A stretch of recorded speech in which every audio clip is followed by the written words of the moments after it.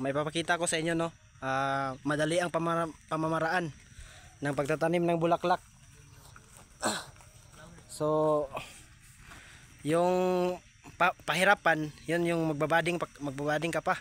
Ito, madalian to mga syo. Pakita ko sa inyo, explain ko ha. Ito yung mga tanim natin mga syo, no. So may bakante doon.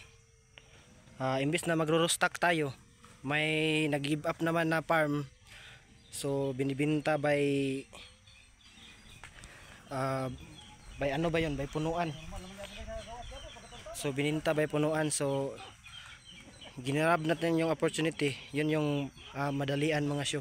Yung bibili ka na lang bawat puno. Ito transfer na to. Oh, wala pang dahon. Binibili yan dito ng 20 bawat puno. So yung mga farm na maliliit, no, na hindi na kayang tustusan yung kuan, yung kanilang mga bulaklak, or nag-expire na yung rent ng lupa, so gini-give up na nila.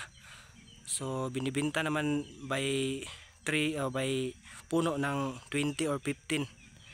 So kung gusto mo madalian, bilhin mo na lang yung mga rosas nila.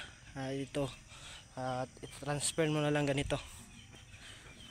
Ganyan yun mga syo.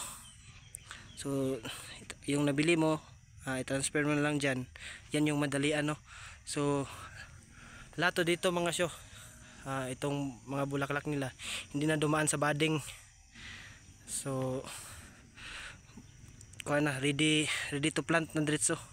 So ganyan ang ginagawa, no, kung gusto mo ng madalian, kasi mahirap din kasi magbading-bading, malaking gasto din nya, may 50% pang mamamatay. Ito mga 90% to mabubuhay, basta hindi lang ganong bugbog yung mga ugat, no, sa pag-transfer mo. Yan, no, bagong transfer. Kulpa. Yan. Hindi na natin papakita yung mga tao kasi kuanda ko, no, parang ito sa Vietnam. Baka maawa kayo, bigyan nyo ng 1 million. So mahirap din tong trabaho nila, kaya hindi na natin papakita, no. Mahirap talaga to. Mahirap talaga to. Mahirap talaga kahit to. Kulba yung ano, yung idol natin. Yun yung bossing namin. Nagsaba-saba na. So yan mga show. Yan, transplant lang.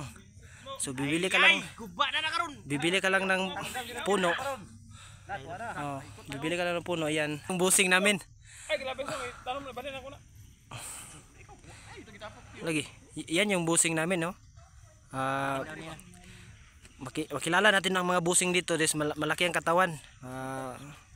Hindi kasi batak. Batak lang sa kain ba. Yan yung mga bossing.